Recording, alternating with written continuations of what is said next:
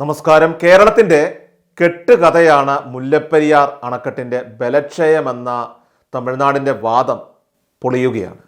അണക്കെട്ടിന് 30 വയസ്സ് തികയും മുൻപേ തന്നെ അവിടെ ചോർച്ചയും അതോടൊപ്പം തന്നെ ഓട്ടയടക്കലും തുടങ്ങിയിരുന്നുവെന്ന് തമിഴ്നാടിന് വേണ്ടിയിട്ട് ന്യൂഡൽഹിയിലെ central board of irrigation and power 1997 തയ്യാറാക്കിയ പ്രത്യേക റിപ്പോർട്ടിൽ പറയുന്നുണ്ട്. അണക്കെട്ട് അപകടാവസ്ഥയിലാണെന്നത് കേരളത്തിൻ്റെ ഒരു കെട്ടുകഥയാണെന്നാണ് തമിഴ്നാട് വാദിക്കുന്നത്. കാലപ്പഴക്കം കൊണ്ട് ദുർബലമായ സുർക്കി അണക്കെട്ടിനെ താങ്ങി നിർത്താൻ 1980-95 പുതിയ കോൺക്രീറ്റ് ഭിത്തി നിർമ്മിച്ചത് കൊണ്ട് എല്ലാം ഭദ്രമായെന്നാണ് തമിഴ്നാട് ധരിപ്പിക്കുന്നത്.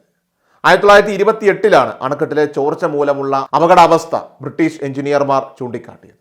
തുടർന്നുള്ള ഓട്ടയടയ്ക്കൽ ശ്രമങ്ങളെ ചൊല്ലി വിദേശികളായിട്ടുള്ള എഞ്ചിനീയർമാർക്കിടയിൽ പോലും അഭിപ്രായ വ്യത്യാസങ്ങൾ ഉണ്ടായിരുന്നതായിട്ടും സൂചനയുണ്ട്. 1896 മുതൽ സീപ്പേജ് വെള്ളത്തിനൊപ്പം നിർമ്മാണ സാമഗ്രിയായിട്ടുള്ള സുർക്കി മിശ്രിതം ഒലിച്ചു പോകുന്നുവെന്നും കണ്ടെത്തുകയുണ്ടായി.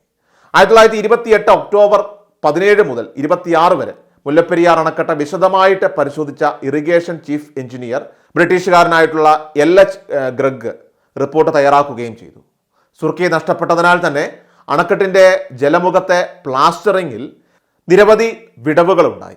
ഇതിലൂടെ ഡാം ഭിത്തിക്കുള്ളിലേക്ക് ജലം തള്ളിക്കയറിയെന്നും അണക്കെട്ടിൻ്റെ മുകളിൽ വീഴുന്ന മഴവെള്ളവും അത് ഡാമിൻ്റെ ഭിത്തിക്കുള്ളിലേക്ക് അരിച്ചിറങ്ങാൻ സാധ്യതയുണ്ടെന്നുമായിരുന്നു റിപ്പോർട്ടിൻ്റെ ഉള്ളടക്കം. ഇത് അടിയന്തരമായിട്ട് പരിഹരിക്കുന്നതിന് ജലമുഖത്ത് 3/4 ഇഞ്ച് കനത്തിൽ സിമൻറ്റ് പ്ലാസ്റ്ററിങ്ങും അതോടൊപ്പം തന്നെ പുറംതോട് തുരന്ന് ഭിത്തിക്കുള്ളിൽ ഉയർന്ന സമ്മർദ്ദത്തിൽ സിമൻറ്റ് ഗ്രൗട്ടിങ്ങും നടത്തണമെന്നും ശുപാർശ ചെയ്തു. എന്നാൽ അണക്കെട്ട് തുറന്ന് ഗ്രൗട്ടിങ് നടത്തുന്നത് വിഡ്ഢിത്തമാണെന്നും അതോടൊപ്പം തന്നെ അണക്കെട്ടിനെ കൂടുതൽ ദുർബലപ്പെടുത്തുമെന്നും ചൂണ്ടിക്കാട്ടിക്കൊണ്ട് ചീഫ് എഞ്ചിനീയർ ഡോവ്ലെ രംഗത്ത് വന്നു.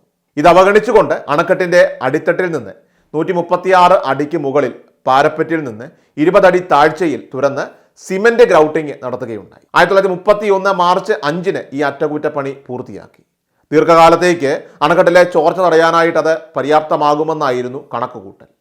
എന്നാൽ 1950 ആയപ്പോഴേക്കും വീണ്ടും ചോർച്ചയുടെ അളവ് കൂടി. 1928 12 ഇരട്ടി സിമന്റ് ഉപയോഗിച്ചാണ് അന്ന് ഈ ചോർച്ച അടച്ചത്. എന്നിട്ടും തീരാത്ത ചോർച്ചയാണ് 1980 മുതൽ പുതിയ അണക്കെട്ടെന്ന കേരളത്തിൻ്റെ വാദത്തിൻ്റെ ബലമേക്കിയത്. അതിനിടെ മുല്ലപ്പെരിയാർ ഡാം അപകടത്തിലാണെന്ന് ബോധ്യപ്പെട്ടിട്ടും തങ്ങളുടെ അവകാശമാണെന്ന കടുംപിടുത്തത്തിലിരിക്കുന്ന തമിഴ്നാടിന് കരാറിലുള്ള അവകാശത്തെ സുപ്രീം കോടതിയിൽ കേരളം ചോദ്യം ചെയ്തിരുന്നു. കേരളത്തിൻ്റെ വാദങ്ങൾ മുഖവിലക്കെടുത്ത് കേസിൽ സുപ്രീം കോടതി അഭിപ്രായം തേടിയതോടുകൂടി വിഷയം വീണ്ടും ചൂടുപിടിച്ചു. 1886 മുല്ലപ്പെരിയാർ പാട്ടക്കരാറിൻ്റെ സാധുത പരിശോധിക്കുകയാണ് ഇപ്പോൾ സുപ്രീം കോടതി.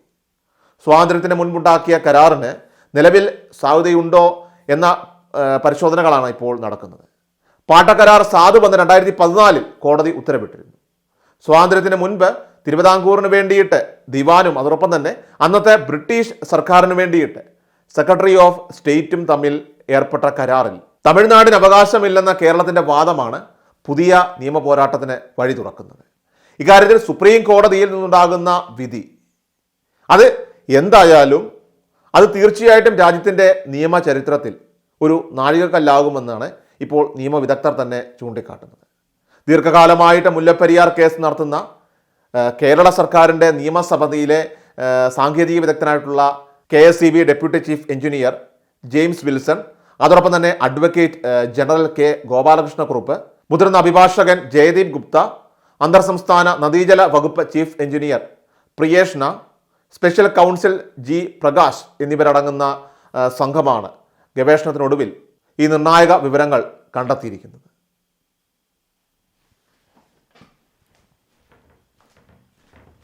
എല്ലാ ദിവസവും വാർത്തകൾക്കും അറിയിപ്പുകൾക്കുമായി യൂട്യൂബ് ചാനൽ സബ്സ്ക്രൈബ് ചെയ്യുക, ഫേസ്ബുക്ക് പേജ് ഫോളോ ചെയ്യുക. വാർത്തകളുടെ നോട്ടിഫിക്കേഷനായി ബെൽ ഐക്കൺ എനേബിൾ ചെയ്യുക.